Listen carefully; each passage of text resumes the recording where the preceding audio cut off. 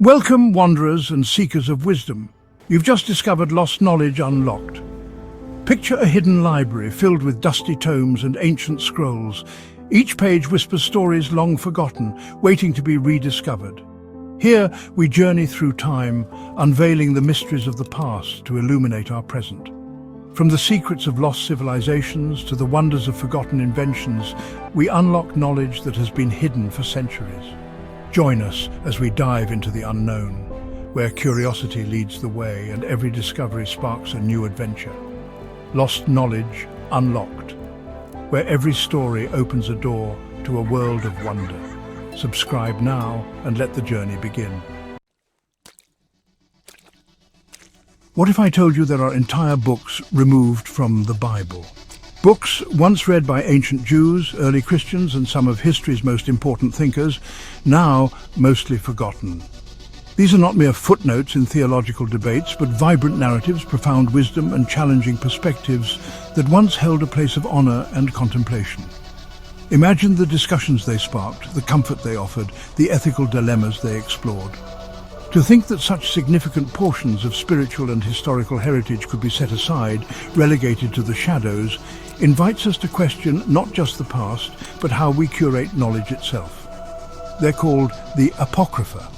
And whether you're religious or not, these texts hold lost insights about struggle, wisdom, justice, and the soul. The term Apocrypha itself, meaning hidden things, hints at a certain mystique, a veiled collection of understanding waiting to be rediscovered. These are not just dusty relics, they are mirrors reflecting timeless human concerns. Within their verses, we find echoes of our own battles, our own yearning for meaning, our own grappling with the complexities of right and wrong. They offer a different lens through which to view the human condition, one that complements and sometimes challenges the narratives we have come to accept as complete. Welcome to Lost Knowledge Unlocked. Today we open the pages of the Apocrypha and uncover wisdom that speaks directly to life in our modern world. We embark on a journey not just into ancient history, but into the very fabric of human thought and spiritual exploration. Our quest is to understand why these texts were once revered, why they were later excluded by some, and most importantly, what enduring truths they still hold for us today. Prepare to have your understanding expanded, your curiosity ignited, as we delve into these remarkable and often controversial writings. We begin our exploration with a text of profound beauty and philosophical depth. The Wisdom of Solomon. Believed to have been written in Greek, likely in Alexandria during the Hellenistic period, this book is a remarkable fusion of Jewish tradition and Greek philosophical thought. It addresses a Jewish audience grappling with the allure of Hellenistic culture and at times persecution. Its purpose was to affirm faith, to extol wisdom, and to offer a vision of divine justice and the immortality of the soul, concepts that resonated deeply in a world of shifting empires and beliefs. The author, though anonymous, speaks in the persona of Solomon, the great king renowned for his unparalleled wisdom. This literary device lends an air of authority and timelessness to its teachings. The text is not merely a collection of proverbs, it is a sustained argument for the pursuit of righteousness and understanding, portraying wisdom, or Sophia, almost as a divine emanation, an intimate companion of God, and the guide for humanity. It paints a picture of a universe governed by a benevolent and just creator, a stark contrast to some of the more capricious deities of surrounding cultures. One of its most striking declarations, and one that resonates with a particular urgency in our contemporary world, is this: God did not make death, nor does he rejoice in the destruction of the living. This ancient voice, echoing across millennia, offers a profound counter-narrative to despair and nihilism. It challenges us to reconsider the very nature of existence and the divine intention behind it. In a world often scarred by violence, loss, and the perceived indifference of the cosmos, this statement is a beacon of hope, a radical affirmation of life itself. Let us unpack this powerful assertion. God did not make death. This doesn't necessarily deny the biological reality of mortality, but rather speaks to the origin of spiritual death, of separation from the divine, which the text attributes to human choices, to unrighteousness. It suggests that the state of being truly alive in its fullest spiritual sense is the intended state, and that death, in its most fearsome aspect, is an aberration, not a divine decree for the righteous soul. It shifts the focus from a God who ordains suffering to a God who champions life. Furthermore, the text proclaims that God does not rejoice in the destruction of the living.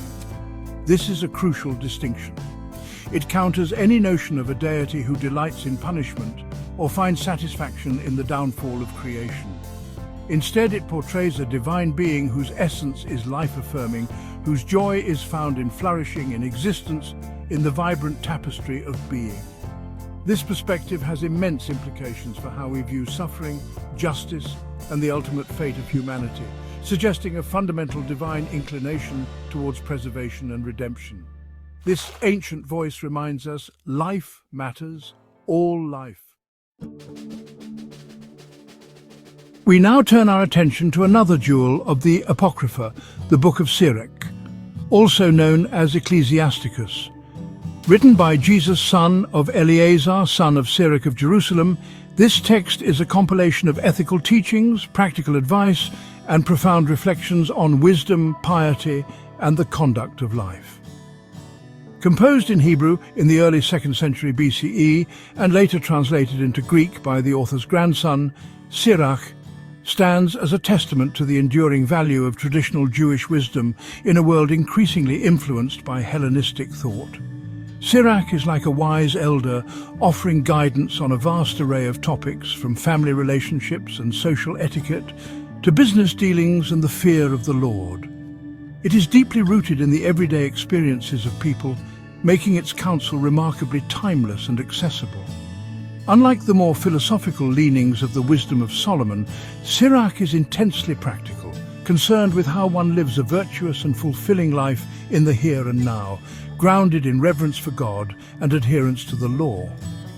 Among its many insightful observations, one piece of advice cuts through the noise of our modern, often chaotic existence with particular clarity. The narrator reminds us of Sirach's challenge. Do not seek wisdom in high places if you cannot govern your tongue. This is a potent admonition, a call for internal coherence before external ambition. It suggests that true wisdom, true leadership, true influence begins not with grand pronouncements or lofty positions, but with the fundamental discipline of self-control, particularly over our words. Let's delve into this. Do not seek wisdom in high places. What are these high places? They could be positions of authority, academic accolades, social influence, or even the pursuit of esoteric knowledge.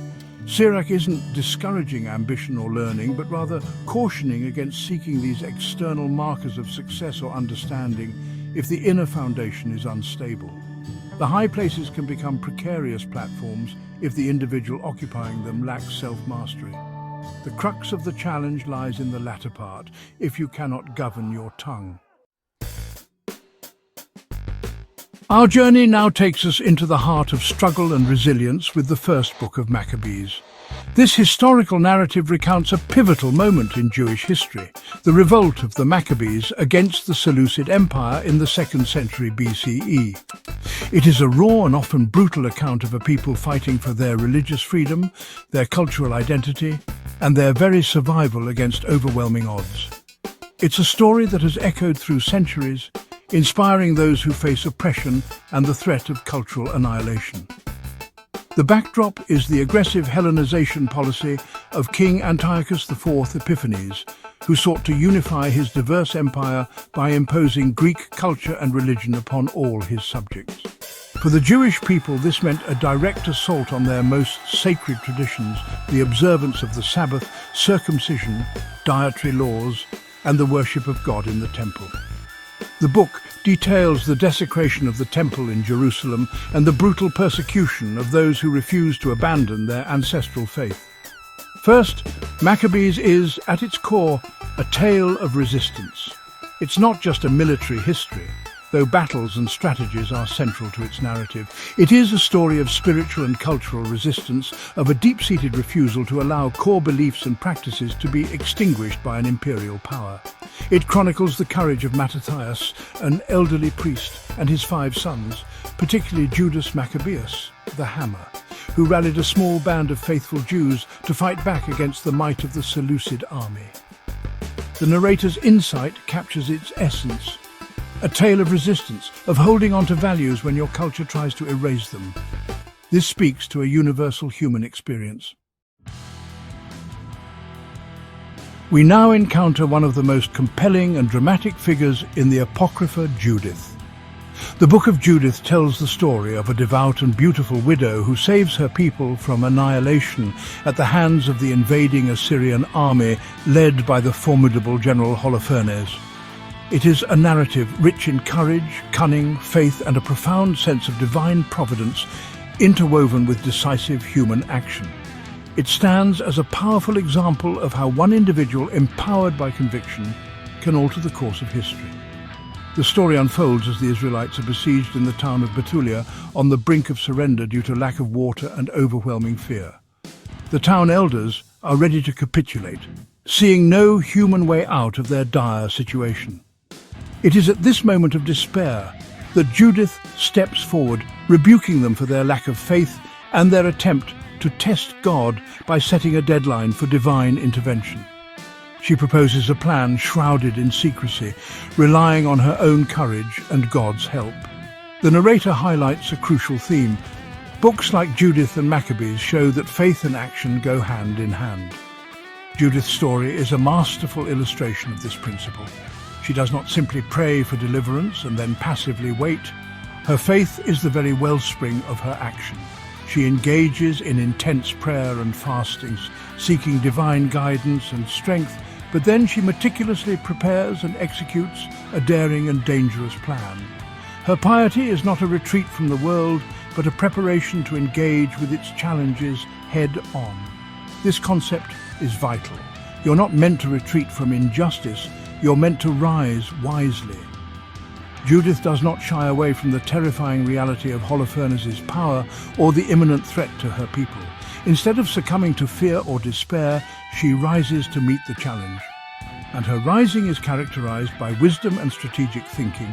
She uses her intelligence, her beauty, and her understanding of human psychology to gain access to the enemy camp and ultimately to Holofernes himself. The injustice Judith confronts is clear. The brutal aggression of an empire seeking to subjugate and destroy her people, demanding not just political submission, but also the worship of a human king as a god. Our final exploration in this journey through the Apocrypha brings us to the Book of Baruch. Traditionally ascribed to Baruch ben Neriah, the loyal scribe and companion of the prophet Jeremiah, this text is a composite work, likely written and compiled over a period of time. It is set against the backdrop of the Babylonian exile, a period of profound crisis and theological reflection for the Jewish people. The book contains prayers of confession, exhortations to wisdom, and messages of hope and consolation for a displaced and suffering community. The Book of Baruch speaks with the voice of exile, a voice that understands displacement, loss, and the yearning for return. It grapples with the reasons for suffering, attributing it to the people's past disobedience to God's commandments, yet it does not end in despair. Instead, it points towards repentance, the enduring nature of God's wisdom, often identified with the Torah, and the ultimate promise of restoration and comfort from God. It is a message designed to sustain faith in the darkest of times. The narrator's reflection here is particularly poignant. Just like these books were excluded from canon, many voices today get dismissed or deleted. The very status of the Apocrypha, including Baruch, as books excluded from the primary canon by some traditions, serves as a powerful metaphor. These are texts that, for various historical and theological reasons, were placed on the periphery, deemed less authoritative, or even viewed with suspicion by certain communities, despite their ancient roots and spiritual value to others. This historical reality of exclusion mirrors a contemporary phenomenon. the dismissal or deletion of voices that challenge the status quo, that speak from the margins, or that offer perspectives uncomfortable to those in power. In our age of information overload and curated content, it is easier than ever for certain narratives to be amplified while others are silenced, whether through overt censorship, algorithmic bias, social pressure, or simple neglect. The unheard voices of our time echo the historical marginalization of texts like Baruch. The Apocrypha, by its very existence and its contested status, reminds us truth doesn't need permission to exist. This is a profound and liberating assertion. Truth, wisdom, and genuine insight possess an intrinsic validity that is not dependent on official sanction or popular acceptance. A message does not become less true simply because it is ignored, suppressed, or deleted from the mainstream discourse. Its power lies in its inherent resonance with reality and the human spirit. The Book of Baruch itself, with its themes of enduring wisdom and eventual vindication, embodies this idea.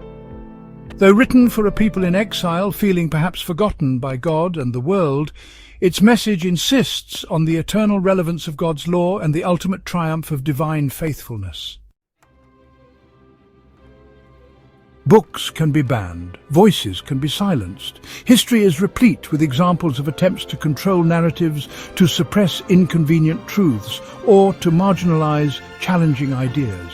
The bonfires of Alexandria, the indexes of forbidden books, the digital deplatforming of our own era, all speak to a recurring human impulse to control the flow of information and thought.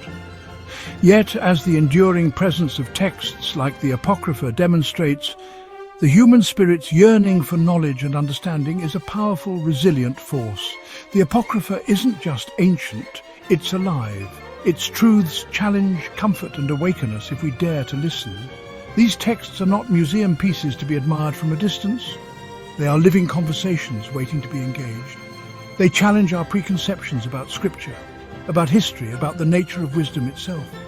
They offer comfort in their timeless portrayal of human struggles and divine compassion. And they awaken new perspectives, urging us to look deeper, question further, and connect with a heritage far richer and more complex than we might have imagined. Subscribe to Lost Knowledge, Unlocked, and join us as we bring the buried truths of the past back into the light. Our journey into the Apocrypha is just one chapter in a larger story of rediscovery. There are countless other forgotten teachings, silenced histories, and overlooked wisdom traditions waiting to be explored. By unearthing these lost insights, we not only enrich our understanding of the past, but also gain invaluable tools for navigating the complexities of our present and shaping a more enlightened future. If you don't like mainstream stories but love hidden truths, then hit subscribe and join us. Welcome to Lost Knowledge Unlocked. Here, we delve into history's forgotten corners and uncover hidden gems from science and philosophy. If you've enjoyed our journey today, don't forget to like and comment below. Now, for the real treasure, hit that subscribe button. Stay curious, stay open-minded, and join us in our quest to unlock the world's lost knowledge.